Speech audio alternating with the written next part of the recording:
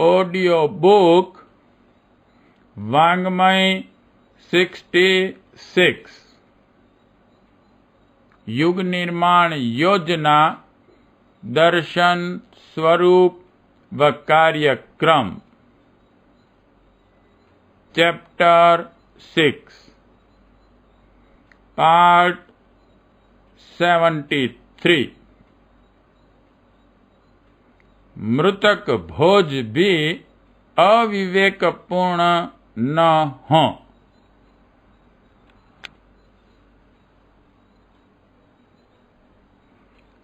मनुष्य के मरने के बाद उसके परिवारी प्रिय जनों को वियोग जन्य दुख और संचित संबंध के यकायक सदा के लिए टूट जाने से एक भावनात्मक उफान आता है। उस समय वे लोग स्वर्गीय आत्मा के लिए कुछ करने के मूड में होते हैं, कुछ करते भी हैं। संसार भर में मृत आत्मा के कल्याण एवं सुख सुविधा के लिए पूजा, प्रार्थना, श्राद्ध, पिंड से लेकर दान पुण्य तक कुछ न कुछ किया जाता है। भारतवर्ष में भी ऐसा ही प्रचलन है। भारतीय आदर्श यह रहा है कि हर व्यक्ति उपार्जित श्रम सिक्त आजीविका को ही उचित मानता रहा है। दूसरों के अनुदान पर निर्भर रहना, बिना परिश्रम की कमाई खाना यहाँ सदा से गर्हित माना गया है, क्योंकि किसी का संचित धन बिना परिश्रम किए किसी को मिले और वह उस हराम की कमाई से बैठे बैठे गुलछर्रे उड़ावे तो समाज में एक बुरी परंपरा का जन्म होता है। बिना श्रम उपार्जित धन में अनेक दोष दुर्गुण उत्पन्न होते हैं और देखा देखी दूसरे भी वैसी ही हरामखोरी की सुविधाएं पाने के लिए मुफ्त का काम तलाश करते हैं और अपराधों की दुष्प्रवृत्तियां पनपती हैं। इस तथ्य को भारतीय दर्शन ने भली प्रकार समझाया और चरित्र में सम्मिलित रखा है।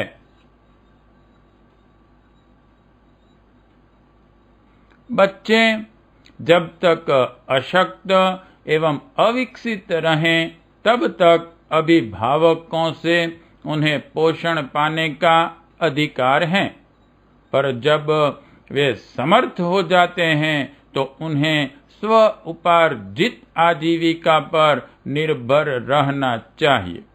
यदि बच्चे स्वावलंबी हो गए हैं तो उन्हें मृत पूर्वज की कमाई समाज को लौटा देनी चाहिए। प्राचीन प्रथा यह थी कि दिवंगत व्यक्ति के आश्रित अवयस्क अथवा उपार्जन में असमर्थ उत्तराधिकारी पालन, शिक्षा, विवाह एवं विकास के लिए जितना धन अति आवश्यक हो उतना रखकर शेष लोक मंगल के लिए, स्वर्गीय आत्मा की शांति और सद्गति के लिए दान कर देते थे। जिनके परिवारी समर्थ एवं स्वावलंबी हैं, वे मृतक का सारा पैसा समाज के लिए खर्च करते थे। साधारण स्थिति में किसी मृतक के छोड़े हुए धन का उपयोग उसके उत्तराधिकारियों के लिए अग्राह्य एवं अनुचित ही माना जाता था। अतएव वह स्वयं ही अथवा समाज के लोग इकट्ठे होकर उस धन को लोक मंगल के लिए खर्च करने की योजना एवं प्रक्रिया बताते थे। मृतक के प्रति बरती हुई इसी श्रद्धा सद्भावना का नाम श्राद्ध था। पुण्य फल से ही आत्मा की सद्गति होती है। जो दान, लोभ, मोह अथवा परिस्थितिवश मृतक न कर सका, उसकी पूर्ति उत्तराधिकारी कर देते थे। अनीति से उपार्जन का प्रायश्चित भी हो जाता था और पुण्य फल से शांति सद्गति भी मिलती थी। इस दृष्टि से उस जमाने की यह श्राद्ध परंपरा उचित ही थी। तथ्य सदा शाश्वत और सनातन होते हैं। वे आज भी उतने ही उपयोगी एवं उचित हैं। उत्तराधिकार में प्रचुर धन पाना अब भी औचित्य की दृष्टि से अनुपयुक्त है। इसलिए सरकार मृत्यु टैक्स आदि लगाकर उसे वापिस समाज के लिए मांग भी रही है। कई उदार व्यक्ति अपने पूर्वजों के नाम पर स्मारक रूप से कुछ लोकोपयोगी कार्य भी करते देखे जाते हैं। यह स्वस्थ परंपरा अति उचित, न्यायानुकूल एवं प्रशंसनीय है। पूर्व काल में मृतक भोज का आधार यही था। पीछे अंधकार और अज्ञान का जमाना आया। जीभ के लोभी लोगों ने लोक मंगल की बात भुला दी और बढ़िया दावतें उड़ाने का नया सिलसिला शुरू कर दिया। मृतक की बची संपत्ति खूब मिठाई और मालपुओं के रूप में उड़ा डालने का क्रम चल पड़ा। बाप ने कुछ छोड़ा हो या न छोड़ा हो, घर की परिस्थिति कैसी ही दयनीय क्यों न हो, मृतक भोज के नाम पर यार, दोस्तों और परिचितों को एक लंबी चौड़ी दावत देनी पड़ती है। लोक मंगल के कार्यों में लगने वाला धन चतुर पंडित ठग लेता है।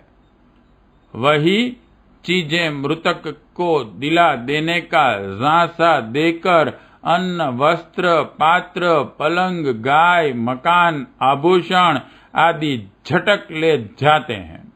यदि किसी परमार्थ कार्य में लगाकर वह पैसा पुण्य बन गया होता तो संभव है उससे स्वर्गीय आत्मा का कुछ हित भी होता, पर किसी वंश विशेष में उत्पन्न हुआ व्यक्ति स्वयं खाकर मृतक को उसका लाभ पहुंचा देने में किसी प्रकार समर्थ नहीं हो सकता। शैया दान, गौ दान आदि मृतक के नाम पर जो लोग लेते हैं, वे उन वस्तुओं को अथवा अनुदान से प्राप्त शक्ति को परमार्थ कार्य में तो लगाते नहीं, फिर मृतक को उसका लाभ मिलेगा कैसे? ब्राह्मण वंश का व्यक्ति जो भले ही परमार्थ परायण न हो, दान पाकर पुण्य फल उत्पन्न कर सकता है, यह मान्यता सर्वथा भ्रमपूर्ण है। आज ब्रह्म भोजों का आडंबर इसी भ्रम पर टिका हुआ है। इसमें दाता के धन की बर्बादी है और ब्राह्मण वंश के लोगों का दूसरों की कमाई खाकर भिक्षुक जैसी पतित मनोभूमि में उतरना उनको भी हर दृष्टि से हानिकारक है। बेचारों पर व्यर्थ ऋण बोझ बढ़ता है, जो आगे चलकर उन्हें ही चुकाना भी पड़ेगा। आज की परिस्थितियां बहुत बदल गई हैं। अब प्राचीन काल जैसी स्थिति नहीं रही। उपार्जन के साधन सीमित हैं, महंगाई बढ़ रही है। पहले कृषि, शिल्प आदि घरेलू कार्य में सारा घर लगा रहता था और आवश्यकता भर के लिए पर्याप्त कमा लेता था। अब घर के प्रमुख व्यक्ति ही कमाते हैं और घर के अन्य सदस्य बैठकर खाते हैं।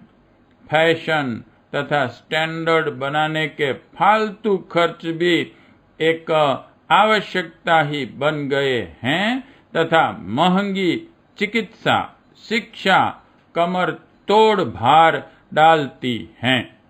ऐसी दशा में औसत परिवारों को बड़ी तंगी के साथ गुजारा करना पड़ता है। उनमें इतनी गुंजाइश नहीं रहती कि घर में फालतू पैसा ढूंढ निकाला जाए और उसे अनावश्यक समझकर मृतक भोज जैसी रूढ़ी के नाम पर खर्च कर डाला जाए। प्राचीन काल में ब्राह्मण, साधु जैसे लोक मंगल में संलग्न वर्गों की भोजन, वस्त्र एवं आवश्यक उपकरणों की व्यवस्था कर देना उचित था। पर जब आज उस प्रवृत्ति के व्यक्ति रहे ही नहीं, तो ब्रह्म भोज की बात भी कहाँ रही। सर्वसाधारण के लिए, मित्र परिजनों के लिए तो आज जैसी मृतक भोजन की दावत हर दृष्टि से अवांछनीय और अग्राह्य है।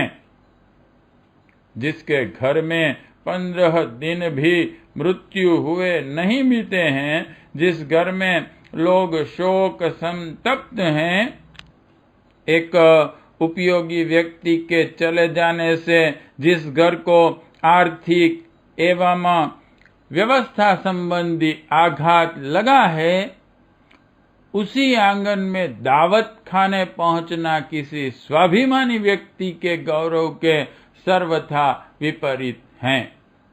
कोई कठोर, निष्ठुर और निर्लज्ज मनुष्य ही ऐसी दावत गले उतार सकता है। सामान्य सज्जनता और विचारशीलता जिसके भीतर विद्यमान है, वह ऐसी दावतें करने की न तो किसी को सलाह दे सकता है और न उसमें सम्मिलित होना ही स्वीकार कर सकता है। आज रूढ़िवादिता से ग्रसित एवं साधारण के सामने मृतक भोज एक प्रतिष्ठा का विषय बन गया है। घर में न होने पर कर्ज लाकर भी उसे करना पड़ता है और बहुत कर देखा गया है कि उस कर्ज और ब्याज के कुचक्र से ही घर की पूंजी, सुविधा तथा इज्जत नीलाम हो जाती है। इस व्यय भार से दब जाने पर परिवार के बच्चों की शिक्षा, बीमारों की चिकित्सा, वयस्कों के विवाह आदि आवश्यक कार्यों में भारी अड़चन उत्पन्न हो जाती है और एक कुप्रथा का बहुत बुरा परिणाम दुख पूर्वक बहुत दिनों तक भोगना पड़ता है। घर का एक व्यक्ति गया, उसकी चिकित्सा, अंत्येष्टि आदि में पैसा लगा और अंत में मृतक भोज का भारी दबाव सिर पर आ गया। यह परिस्थितियां किसी चैन से गुजर करने वाले परिवार को भी विपत्ति में फंसा देने के लिए पर्याप्त हैं। विचारशीलता का तकाजा है कि हम अनावश्यक और अवांछनीय रूढ़ियों को उखाड़ फेंकें और उसके लिए अंध परंपराओं के अनुयायी अविवेकी लोग विरोध या निंदा करें तो उसे उपेक्षा में उड़ा दें। उचित बात बच्चे की भी मानना चाहिए और अदूरदर्शितापूर्ण सलाह चाहे बूढ़ा संबंधी अथवा पंच कहलाने वाले व्यक्ति की ही क्यों न हो, हमको उसे मानने से साहस पूर्वक, दृढ़ता से और नम्रता पूर्वक इनकार कर देना चाहिए। इन सत्यानाशी कुप्रथाओं का अंत साहसी लोगों की दृढ़ता और अग्रगामिता से ही होगा। यदि किसी के पास मृतक का छोड़ा हुआ ऐसा धन है जिसके बिना भी परिवार का काम चल सकता है, तो उस पैसे के प्रति उत्तराधिकारियों को लोभ मोह न बढ़ाकर उसे लोक मंगल के विद्यालय, पुस्तकालय स्थापना जैसे उपयोगी कार्यों में लगा देना चाहिए, अथवा थोड़ा बहुत जितनी श्रद्धा हो इन निमित्तों में दे देना चाहिए। मृतक श्राद्ध की परंपरा पर हमें इसी दृष्टिकोण से विचार करना चाहिए। प्रश्न 1. मृतक भोज के कारण एवं प्रयोजन पर प्रकाश डालिए। 2. भारतीय आदर्श क्या रहा है? 3. हरामखोरी से क्या हानि है? 4.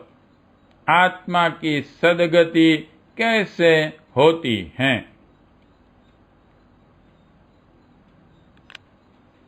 5.